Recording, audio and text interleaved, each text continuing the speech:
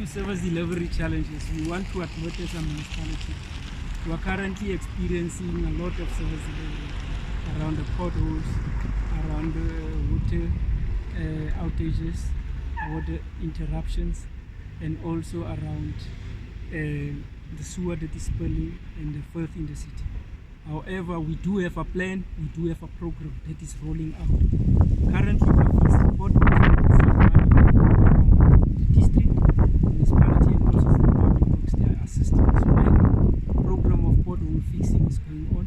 With regard to the water, we've intervened in Riverton to ensure that the water flows, but we are cutting the water in between hours from 8 until the next morning, so that our time is not.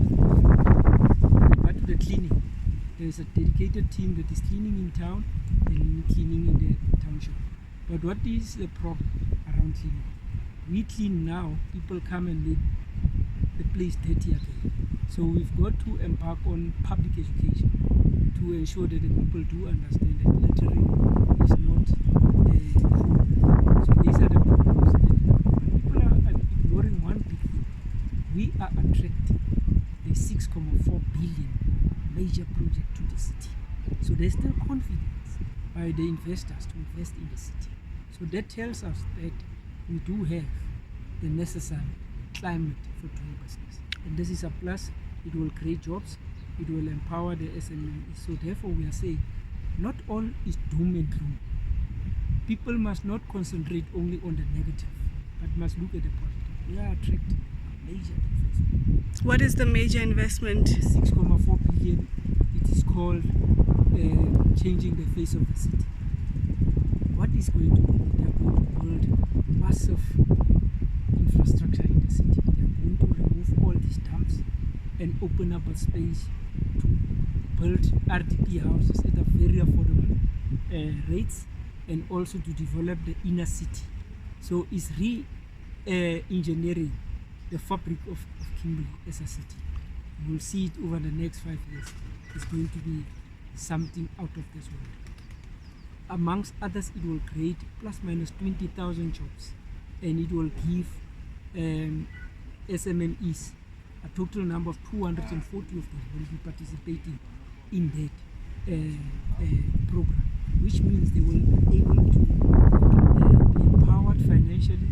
They will also create jobs. So we are not just looking at the negatives, we're looking at how they So some people will say the negatives impact them directly. So if there's no water, that directly impacts them. It's not something that they can overlook or say that, and it's also been an ongoing problem, and the water is now, I don't know if it's actually drinkable because it's not that clean as well. So it's things that impact the health of people at this point in time. We can't go without it. We do admit that there is a water challenge. We admit, we have never denied it. However, we are trying our utmost best to solve it without passing the buck. The water problem is not only here in Salt-Lake, it's a national problem. Many other municipalities are not having water, and many are going days and days without water. But that's not how we measure our standard. It's a crisis, we're solving it, and we're equal to the challenge. We've got a plan, we've got a program, we're implementing it. Okay, and then in terms of initiatives that need to be implemented that were outlined in, say, the State of the Province address, or that were outlined in a manifesto, or whatever the case is, there are a lot of things that are not being addressed at this point in time. So what are you doing as the mayor to make sure that certain things are being addressed or are being taken care of in the different departments? Well, we are responsible. We work in what we call integrated intergovernmental relations. The national, the province, and the local. They are supposed to work together on a whole range of issues. But the state of the province addressed by the Premier is one of the best that we've seen. It articulates a vision, a government network. And we are deeply encouraged as a municipality because is going to roll out massive infrastructure that we need. That's the first thing. Secondly, from what our own municipalities do is the initiatives. We have approached a number of businesses that do have the appetite to invest in the city. For example, there are professors from Pretoria that are going to open up 3 factories that will create jobs in the next 2 months. So there are a number of initiatives that we are taking. There's also the investment around revamping the station and forming what we call a boulevard. So from a municipal point of view, we're also taking the initiative. You must know that the Innovator Forum was recently launched, where there's a partnership between Plaatje Municipality, the provincial government, and the university and private sector. It's a collaborative effort. We all have what as Plaatje. We have the incubator for training the youth. We've got the MLab. So therefore, in terms of a technological aspect, the municipality is contributing positively. But we will do enough. We've also engaged sitters to train the youth to be entrepreneurs and only not to look for jobs. So these are the kind of initiatives that we're taking. In terms of, I hear you saying, talking about all these initiatives, but when we talk about, let's take MLab for instance, I don't know if you're aware of this, but MLab has not been open for a long time now. It's been closed and they're not taking any applications. So there are certain discrepancies that you're not going to see until you go to the people and you actually address the problem at its root. So from your perspective, it may seem that things are, yes, we're putting these things in place, but the implementation is not there. As what Aubrey Bartman, who is the opposition party's leader in the Northern Cape, he said that all these things that were said in the State of the Province address, they're good on paper, but when it comes to implementing, that is something that the Northern Cape has been lacking for a long time, and Kimberley also more so. So yeah, how do you, what we as the people would like to know where you come in and actually speak to the people on the ground and say, what are your grievances? How do we solve them? Well, I will not say much on what Aubrey is saying.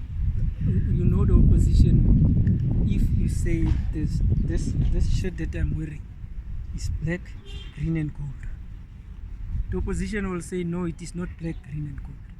So that's the nature of the opposition, to contrast and contradict and oppose anything. Otherwise it will defeat their agenda. So we are living in a democracy. We understand they are entitled to their views.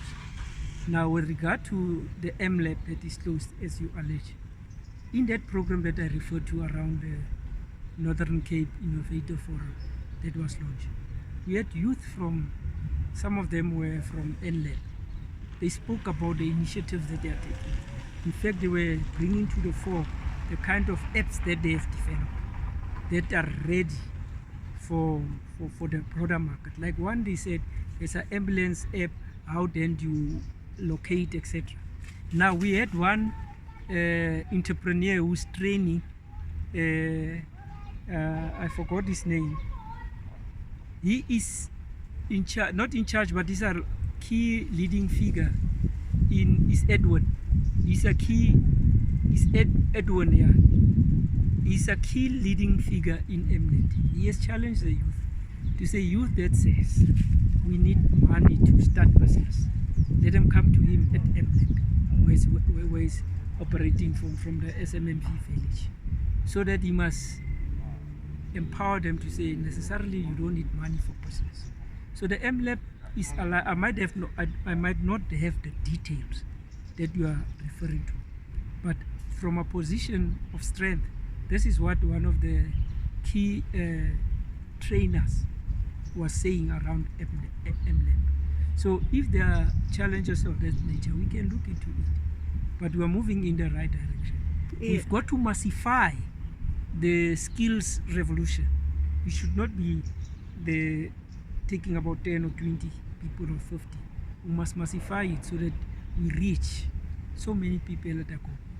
And we are in that position. I'm busy negotiating with Simulogwe Wits University in Braamfontein to take about 40 youth to go and see the startup, what is happening in Wits at Simuluk. I was there. I was impressed.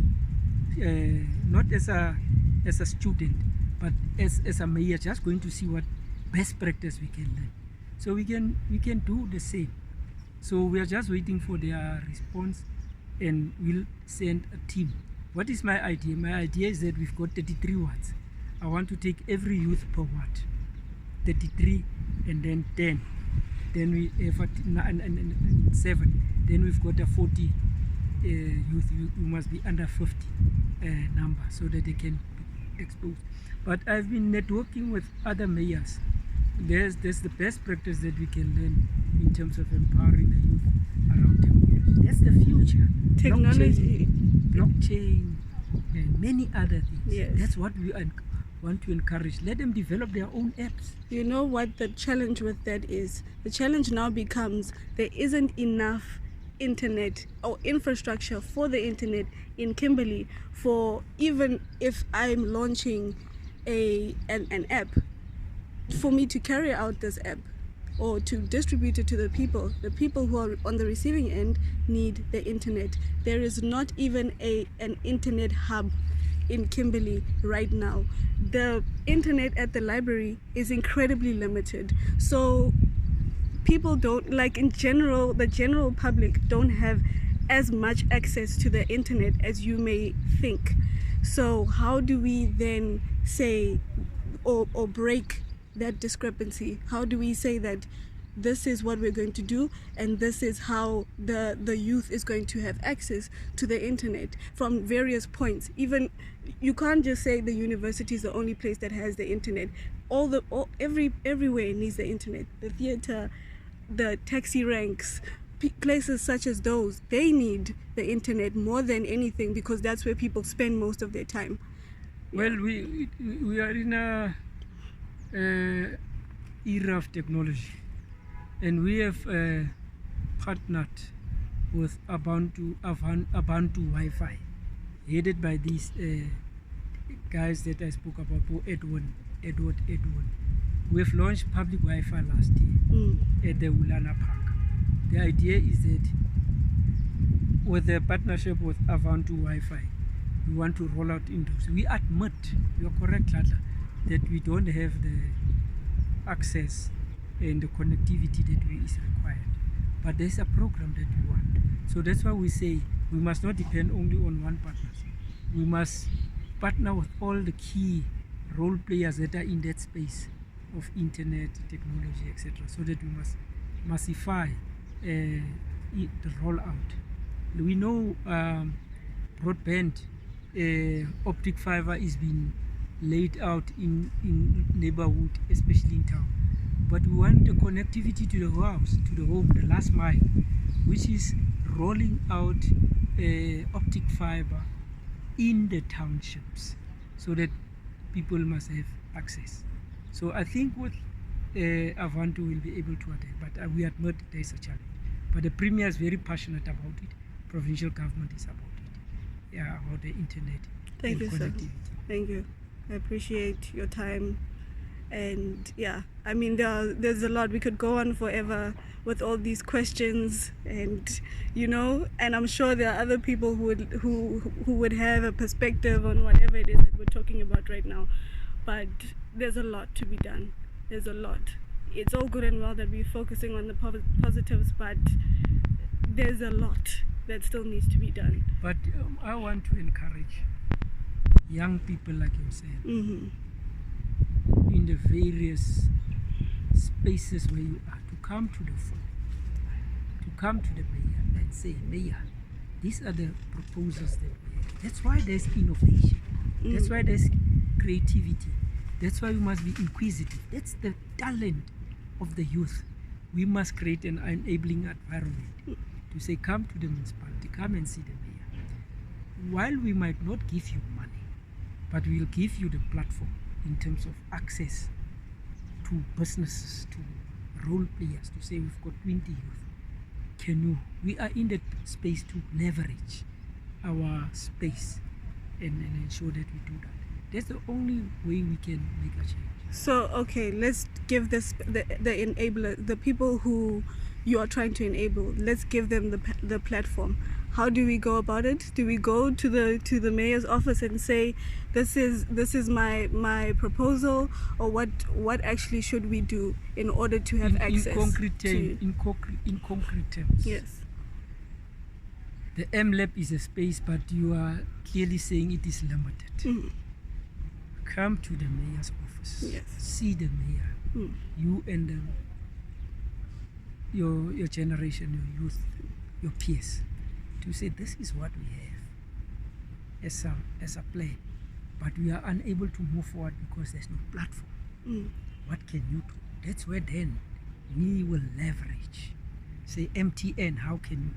Vodacom, how can you help us? CLC, what? The social labor plan. That's what we want to say. It must incorporate also for IR. It must have connectivity, because it's currently the social labor plan of all the businesses is just for maybe say they open up this thing, an ECD center, or they buy toys, or they open up crash, or they sponsor toilet rolls. No, we must be broad and visionary and say this is one niche that we are not concentrating on, that we are not focusing on.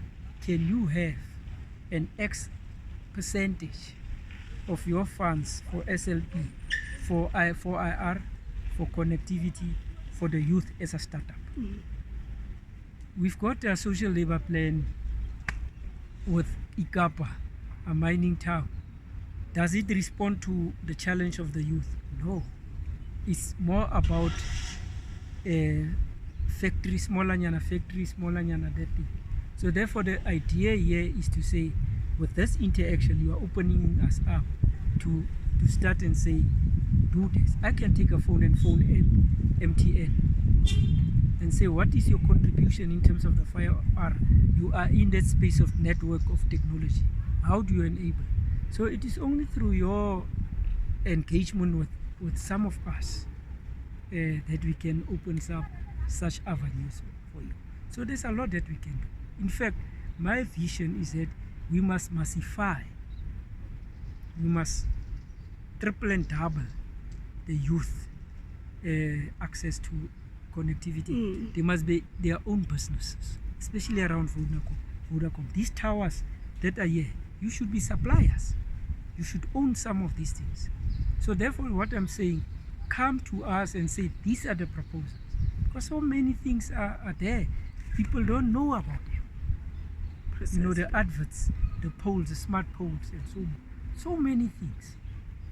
We've got brilliant guys who were 30 years before, they were in the IT space. ITC, they were there, they are gurus, they've grown over it. So we must work together. Don't wait for an interview. Make an appointment, call me directly, come and see me. With 20 youth, especially females, 10 males, 10 females. Every word must have at least an internet connectivity where youth can be in the parks, etc., etc. Why? Wabantu, I mean, Wi-Fi, Abantu Wi-Fi, they were prepared to partner with us, and so many. So let's make an appointment next week. Come and see me with your definitely. team. I will definitely do because I've got a youth unit in the office. Mm. Currently, they are not focusing on the IT.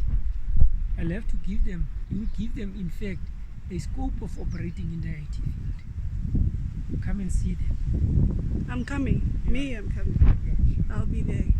I also wanted to address one more thing about the artists in the city. I feel, as myself, as one entity, that artists don't have spaces to express their work or to put up their work, or to, spaces where they can actually be artists and be creatives. So project spaces are not they not. I haven't personally seen a project space where an artist is going there to do his work or can do his work, etc., etc. Also, they can't do that at home because the homes, we all know that homes are clustered places, you know. So they need a space such as that where they can feel that they can go to this space in order to do their work. So I'm imploring you, as the mayor, as someone who wants to start such an initiative for the artists in Kimberley.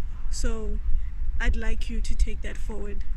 Well, we admit as a municipality we've not focused on the creative arts, despite the fact that we've got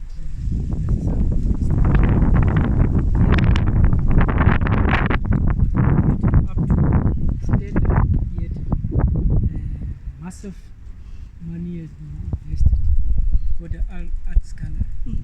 So therefore, it's the same thing. The youth, the artists must come to the fore. They are a key stakeholder in the city.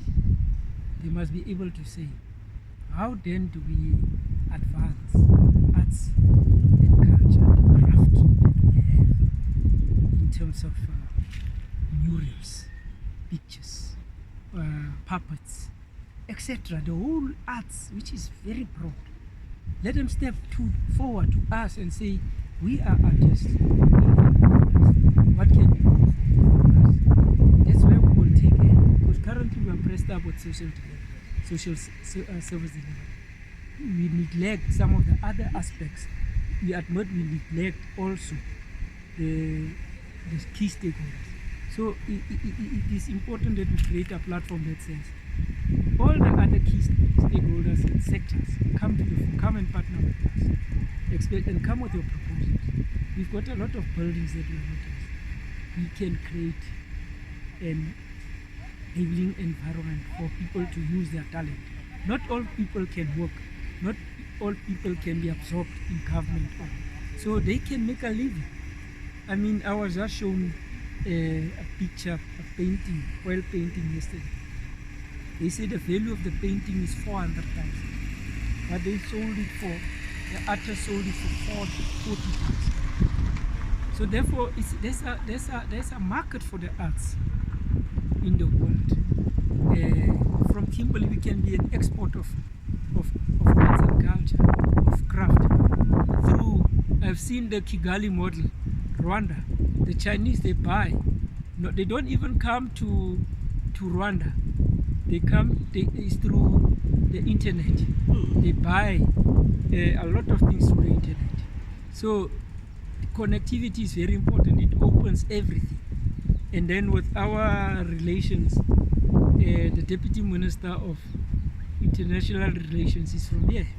So we can link up with him and open up markets for us, for art collectors. So there's space for everything. And I'm glad we're raising these unique features and subjects that we must work into. Yeah, we are flexible as a municipality. Yeah, in closing, what would you like to say to the young people out there who have no faith in this municipality at all, who would like to share everything that they have on their chest but are not doing so because they don't have, or feel that they don't have access to the mayor or to everyone who's in power right now? Well, the message to the youth is that I've also grown through the ranks. I was also a youth in my days. I was an activist. I threw stones. I boycotted. I was involved in the politics, in the liberation of this country. So therefore, I know the frustrations of the youth. They are innovative, they are creative, they've got the energy, they are inquisitive, they've got an inquiring mind. The youth remains a future. The message I want to give to them is that they must ask themselves this question: what can I do as a youth for the city? Not what can the city do for.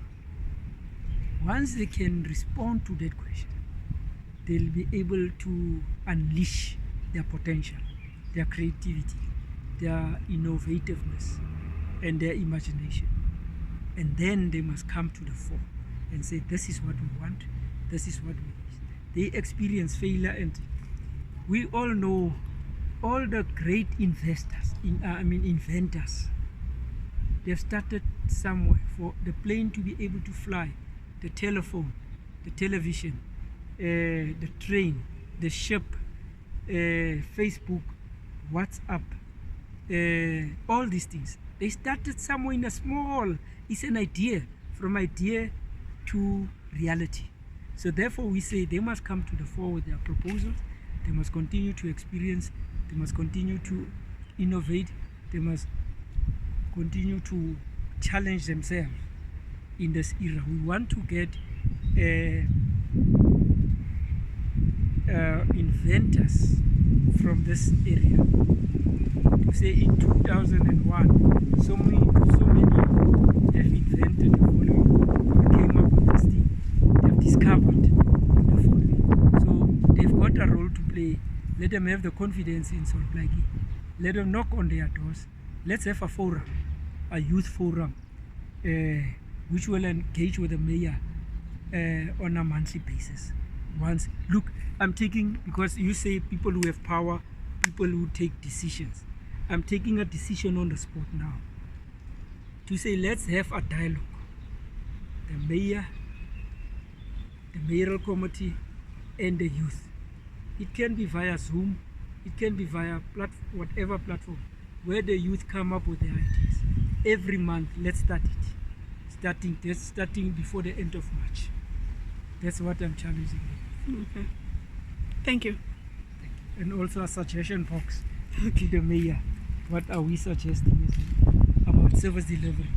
What can we do to fix the potholes? What can we do faster to clean the city? The rubbish, the dumps. Let them have proposals and solutions to those challenges.